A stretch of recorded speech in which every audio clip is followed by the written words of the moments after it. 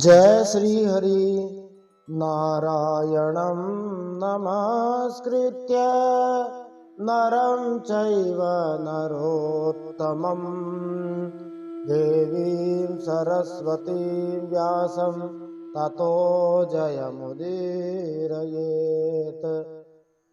भगवान श्री नरनारायण को प्रणाम करते हुए श्री गणेश जी महाराज, माता सरस्वती, वेदव्यास भगवान को प्रणाम करते हुए हृदयाराध्य सबके हृदयों में विराजमान सर्वांतर्यामी जगन्नाथ जगन्नियंता जगदीश्वर श्री हरि के चरणों में प्रणाम करते हुए भगवत स्वरूप श्रीमद् भागवत को प्रणाम करते हुए श्री सुखदेव जी और परीक्षित महाराज को प्रणाम करते हुए अनंत कोटि सब संत महात्माओं वैष्णवों को प्रणाम करते हुए भगवान श्री रासेश्वर रासबिहारी रासेश्वरी श्रीमती राधा रानी समस्त गोपी वृंद को प्रणाम करते हुए मैं सुनील हरि आप सबका आपके अपने चैनल श्री हरि भक्ति प्रचार पर स्वागत करता हूं।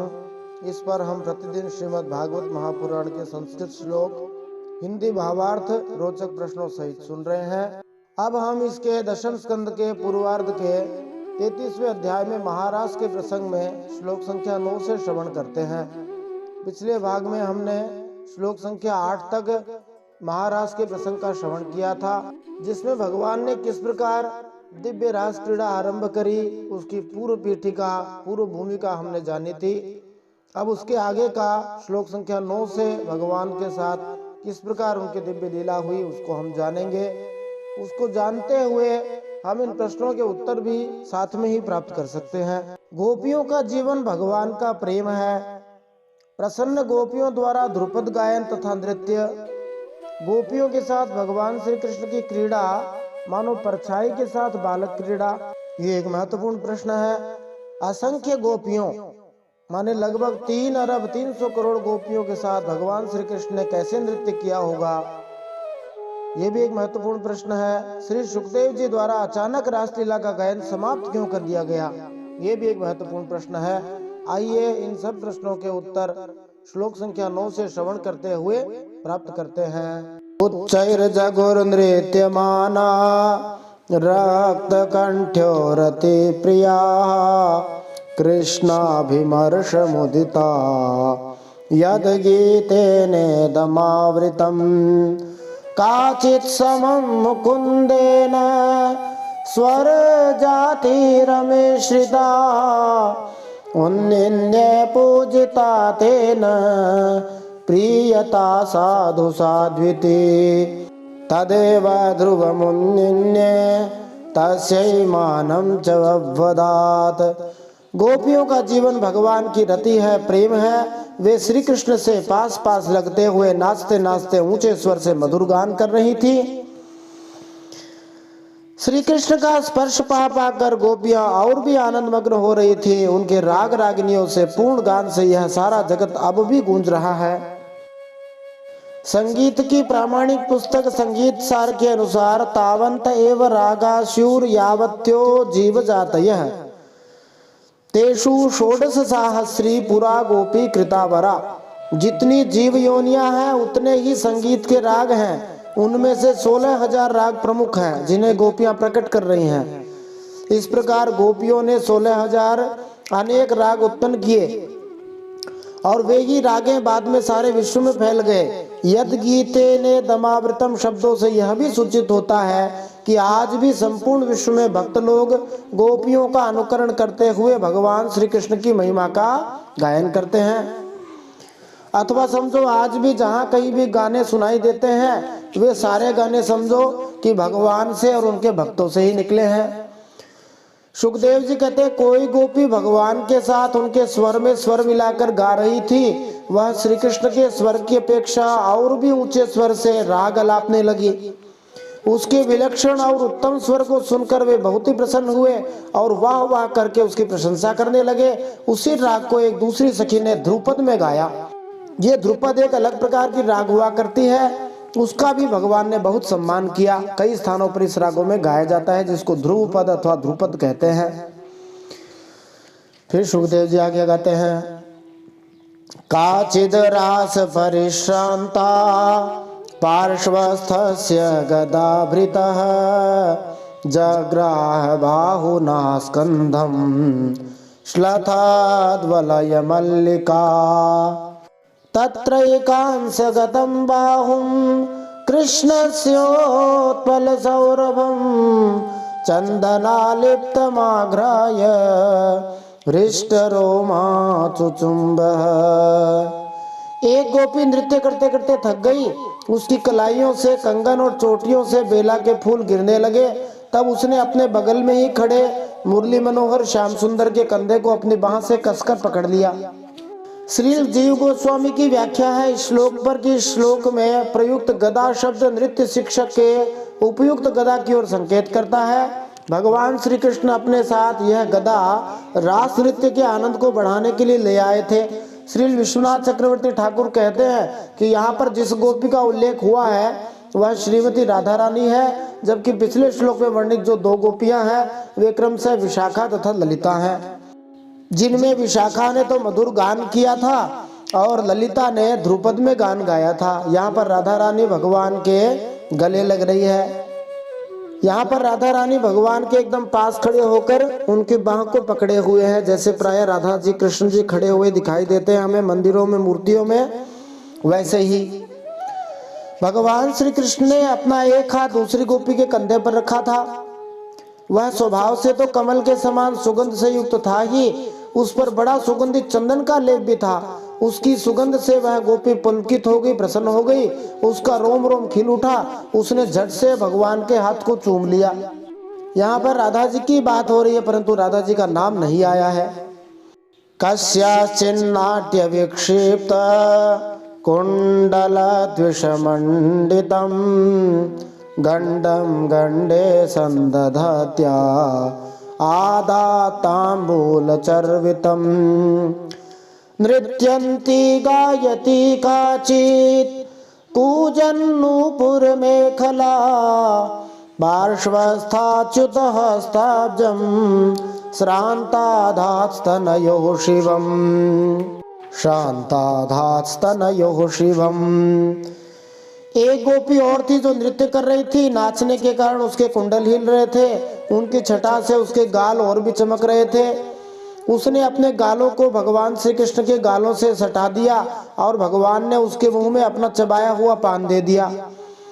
संत महात्मा भी अपना खाया हुआ भोजन कई लोगों को दे देते हैं। कई लोग संतों के प्रभाव को जानते हैं, इसलिए वे संतों के जूठे भोजन को खाना स्वीकार करते हैं, जिसे शीत प्रसादी कहा जाता है। हरिदास जी के बारे में भी प्रसिद्ध है कि हरिदास जी के जो एक प्रसिद्ध गायक हुए जिनका नाम था बैजू बावरा, उन्होंने एक बार हरिदास जी महाराज के शीत प्रसादी खा ली थी। हरिदास जी ने एक पात्र में भोजन करके उन्हें दिया था, उसमें कुछ भी नहीं बचा था, तो कहा जाता है बैजू बावरा जी ने केवल वो पत्ता ही खा लिया था और उससे वे अद्भुत गायक हो गए थे। तो यहाँ पर तो साक्षात भगवान श्री कृष्ण अपने मुंह से चबाया हुआ पान गोपियों को दे रहे हैं, तो समझो कि गोपियां पहले से ही भक्त हैं और भी उच्च कोटि की भक्त बन जाए, इसमें क्या संदेह है। कोई गोपी नूपुर मणि पैरों में पहने हुई पायजेब और करधनी के मणि कमर में जो लगी हुई सोने का आभूषण होता है उसके घुंघरुओं को झनकारती हुई नाच और गा रही थी। वह जब बहुत थक गई तब उसने अपने बगल में ही खड़े श्याम सुंदर के शीतल हाथों को अपने दोनों स्तनों पर रख दिया। गोप्यो लब्ध्वाच्युतं कांतम श्रियैकांत वल्लभम गृहीत कंठ्यस्तदोर्भ्याम गायन्त्यस्तं द्विजर्हिरे। गोपियों का सौभाग्य लक्ष्मी जी से भी ज्यादा बढ़कर है। लक्ष्मी जी के परम प्रियतम एकांत वल्लभ भगवान श्री कृष्ण को अपने परम प्रियतम के रूप में पाकर गोपियां गान करते हुए भगवान के साथ विहार करने लगी। भगवान श्री कृष्ण ने उनके गलों को अपने भुजपास में बांध रखा था, गलबैया किए हुए थे।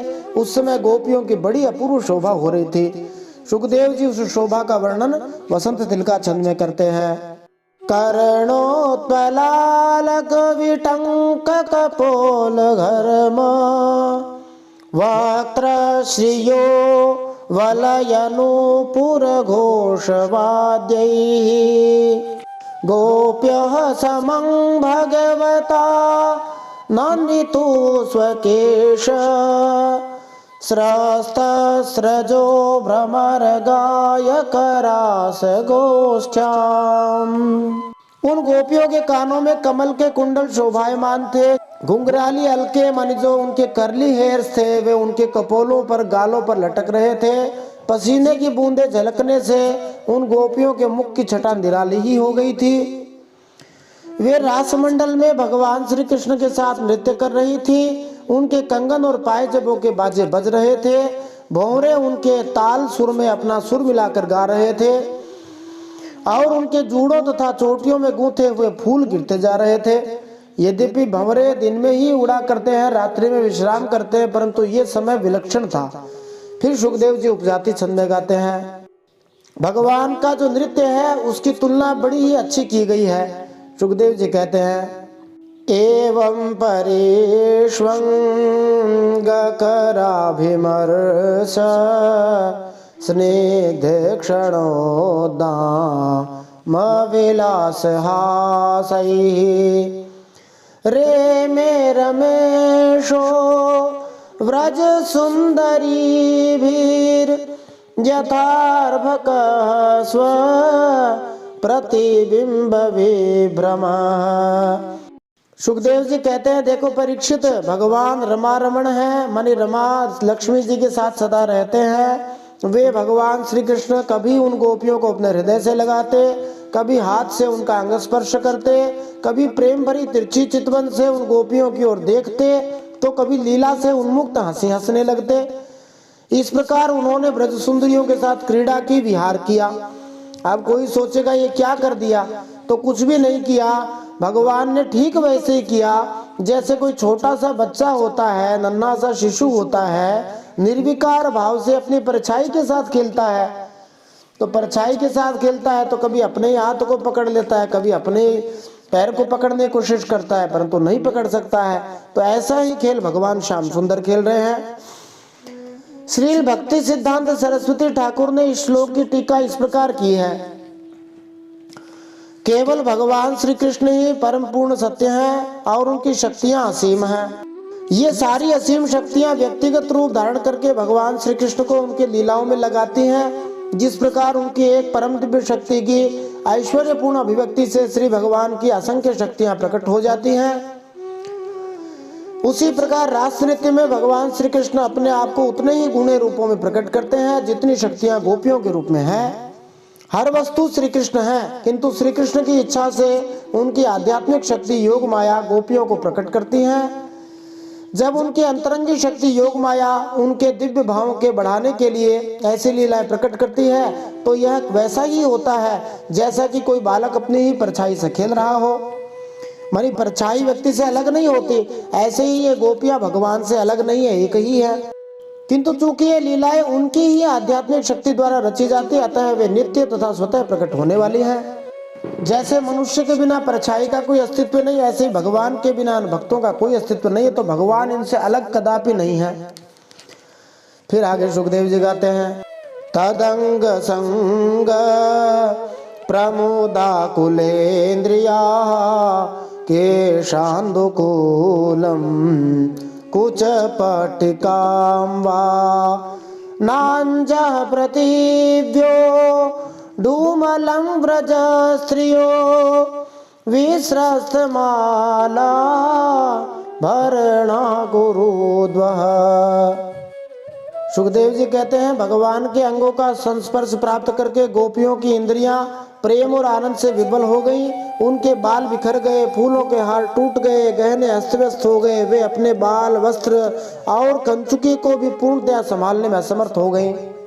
कृष्ण विक्रीडितं वीक्ष्य मुमुखे चर स्त्रियः कामार्दिताः शशांकश्च सगणो विस्मितोऽभवत् कृत्वा तावन्तमात्मानं यावतीर्गोपयोषितः रेमे स भगवांस्ताभिरात्मा रामोऽपि लीलया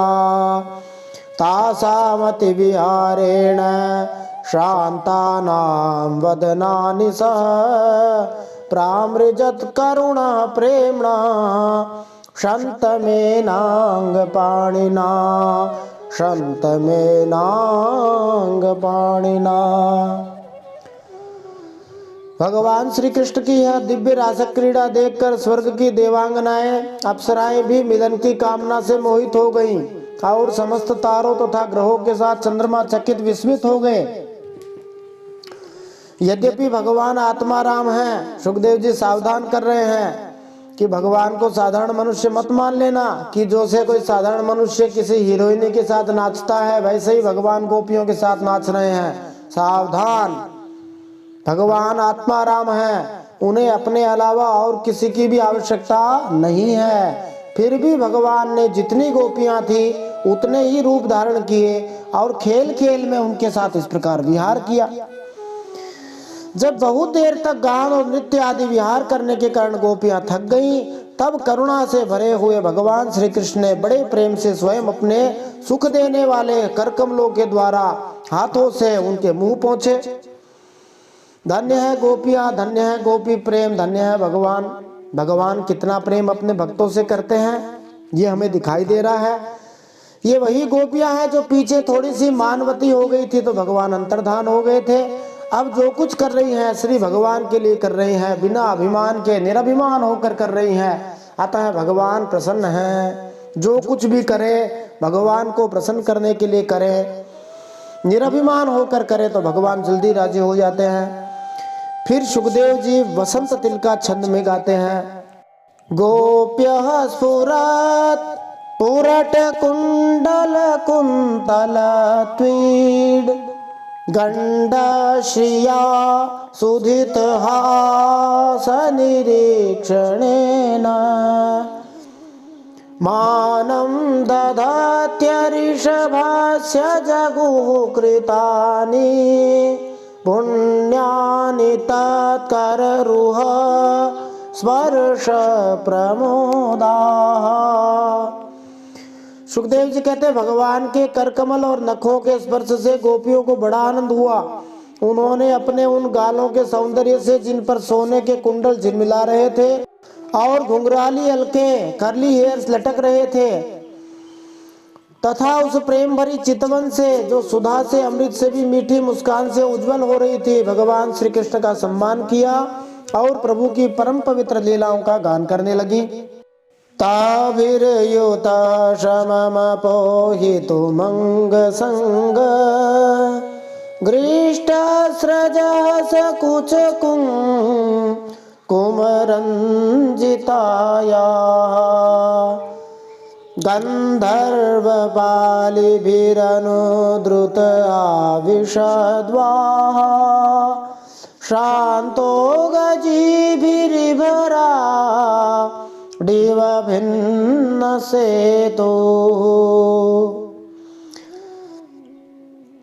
फिर जैसे कोई थका हुआ हाथी किनारों को तोड़ता हुआ हथनियों के साथ जल में घुसकर क्रीड़ा करता है, वैसे ही लोक और वेद की मर्यादा का अतिक्रमण करने वाले भगवान ने अपनी थकान दूर करने के लिए गोपियों के साथ जल क्रीड़ा करने के उद्देश्य से यमुना के जल में प्रवेश किया।